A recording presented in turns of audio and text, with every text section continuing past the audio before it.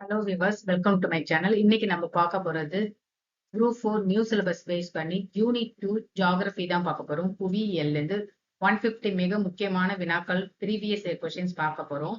ஏற்கனவே part 1 50 question பார்த்தாச்சு. இன்னைக்கு பார்ட் 2 அகைன் ஒரு 50 கொஸ்டின்ஸ் பார்க்கலாம். நியூ வியூவர்ஸ் சப்ஸ்கிரைப் பண்ணாதவங்க பண்ணிக்கங்க. வாங்க கேள்விக்கு போகலாம்.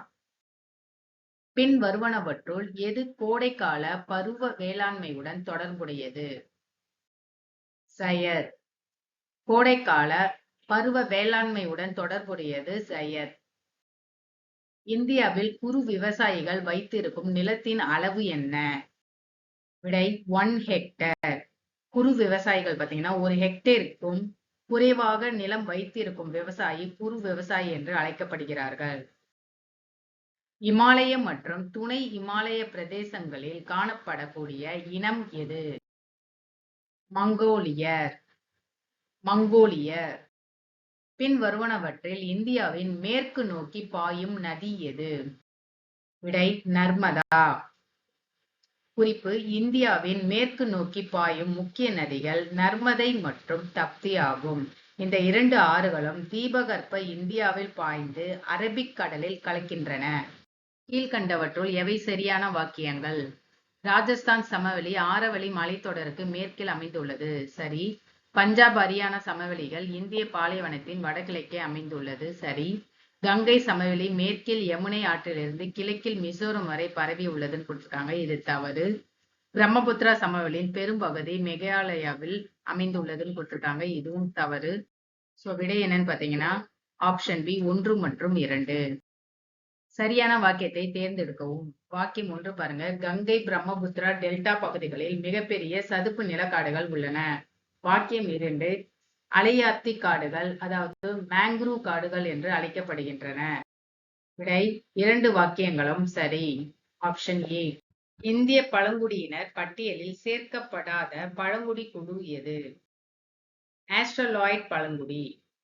கொடுக்கப்பட்டுள்ள பழங்குடியினர் பட்டியலிலிருந்து இந்தியாவில் அதிக அளவில் காணப்படும் பழங்குடியினம் எதுவென கண்டறிக. விடை கோண்டர்கள். கோண்டர்கள்.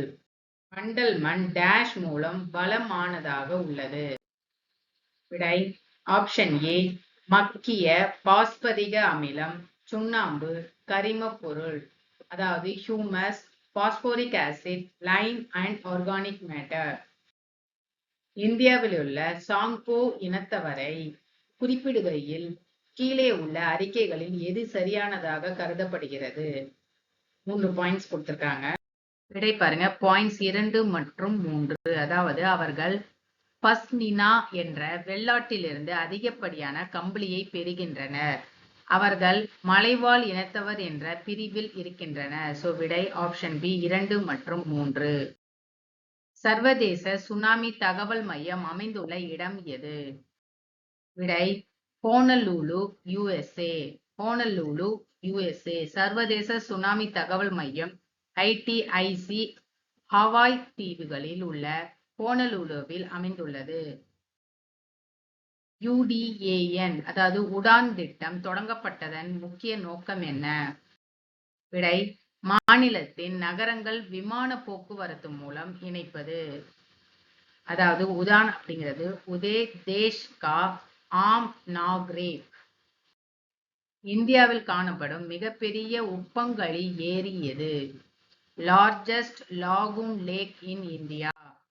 விடை சில்கா ஏரி. குறிப்பு: சில்கா ஏரி பாருங்க.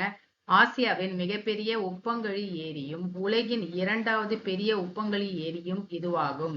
இது ஒடிசா மாநிலத்தில் அமைந்துள்ளது. இந்திய முக்கோணவியல் ஆய்வு நிறுவனம் ஏப்ரல் 10, 1802ஆம் ஆண்டு டேஷ் நகரில் தனது ஆய்வினை தொடங்கியது. விடை மெட்ராஸ். வேளாண் நடவடிக்கைகளுக்கு அதிக அளவில் நீர் தேவைப்படும் ஒரு பயிர் எது? விடை கரும்பு. பரந்த இலைக்காடுகளின் இனங்களில் வருவது எது? அதாவது it is a species of the broad-leaved forest. Rosewood. மொத்த காவிரி ஆற்றின் நீளத்தில் எவ்வளவு சதவிகித நீளம் தமிழ்நாட்டில் உள்ளது? விடை 56%. இந்தியாவில் எந்த ஆண்டில் இமாலய சுனாமி ஏற்பட்டது? விடை 16 ஜூன் 2013. பட்டியல் பழங்குடியின மக்கள் அதிக சதவீதத்தில் காணப்படும் மாநிலம் அல்லது யூனியன் பிரதேசம் எது? லட்சத்தீவு. கூற்று காரணம் கொடுத்திருக்காங்க.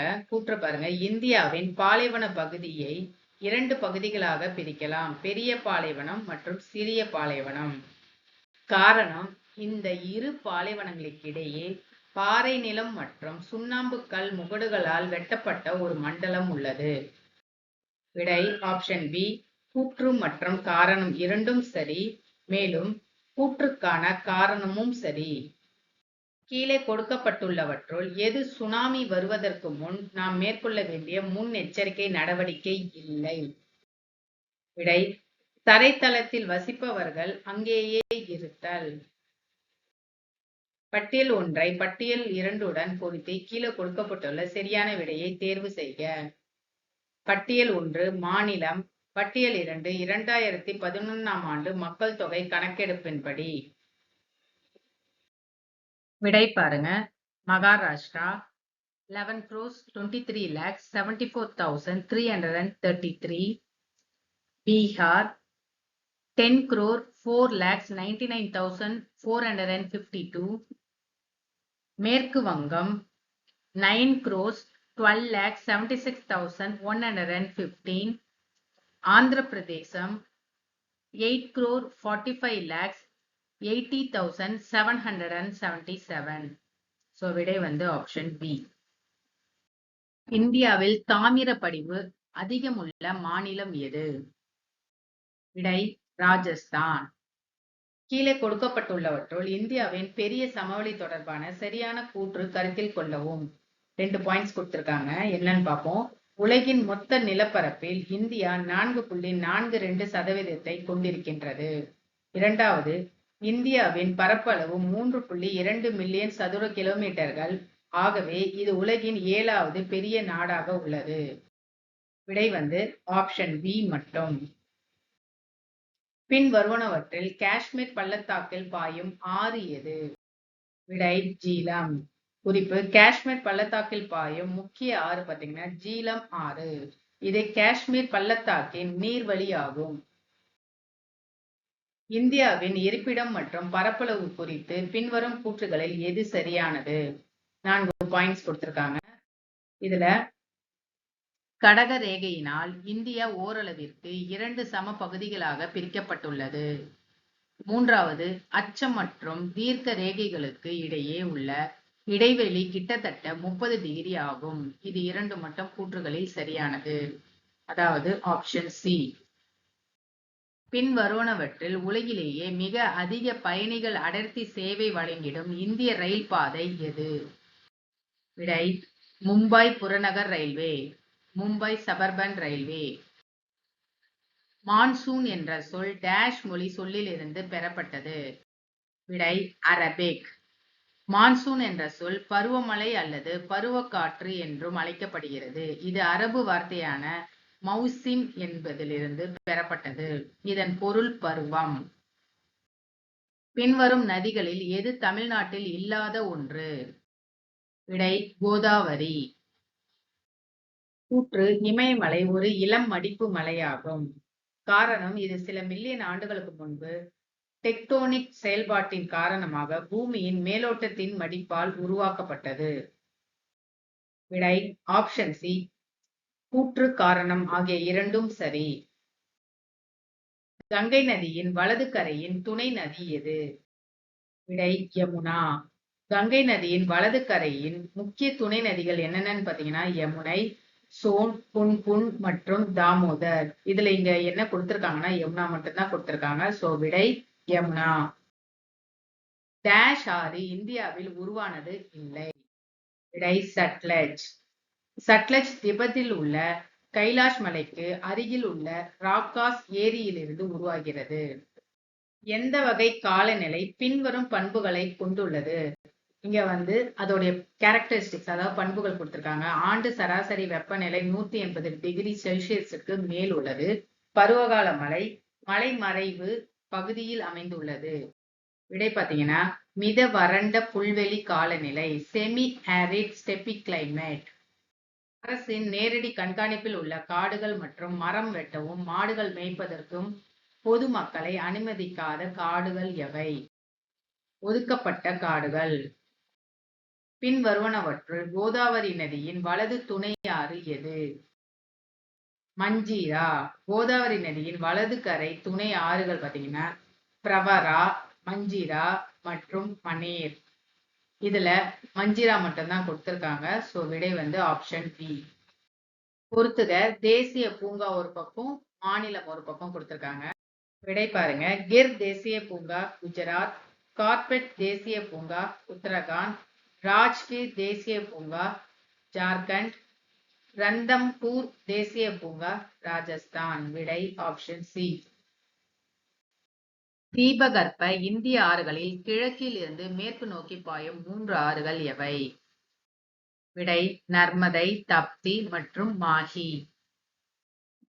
2011 இந்தியாவில் தனிநபருக்கு கிடைத்த நீரின் அளவு என்ன? விடை 1545 கனமீட்டர்.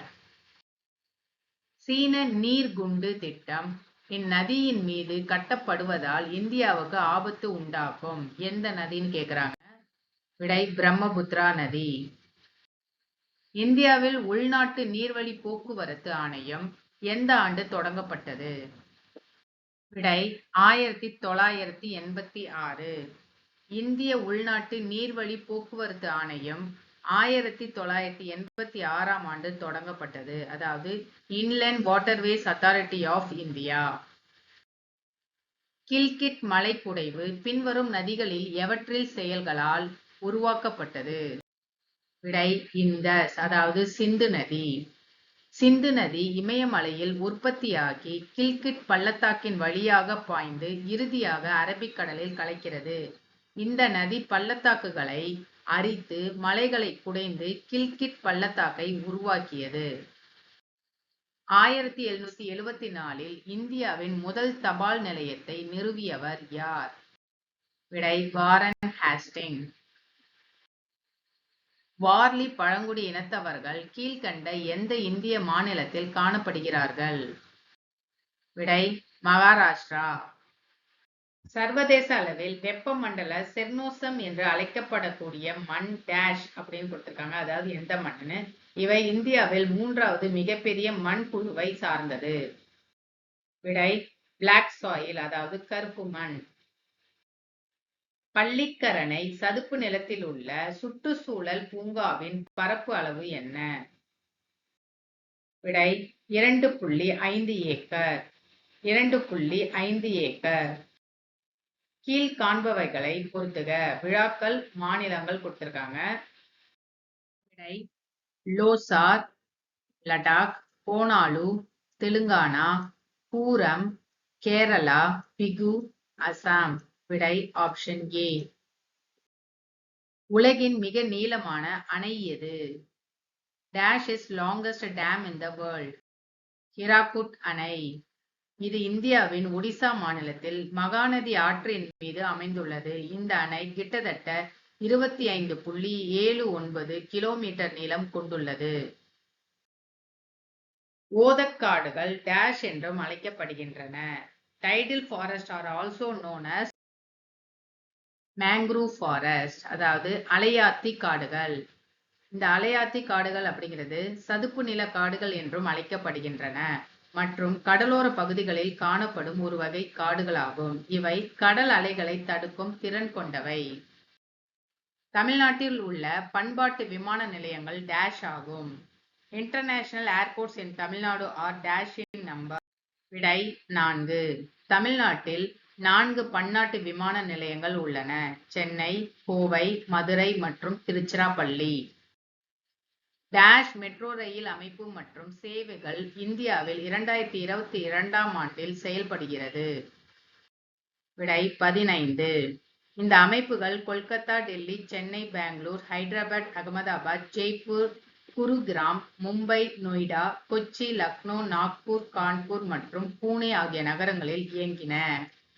ஸோ கண்டென்ட் யூஸ்ஃபுல்லாக இருந்திருக்கும்னு நினைக்கிறேன் ரிவிஷனுக்கு. நெக்ஸ்ட் வீடியோல வேற ஒரு இம்பார்ட்டன்ட் டாபிக் ரிவிஷன் பார்க்கலாம். தேங்க்யூ.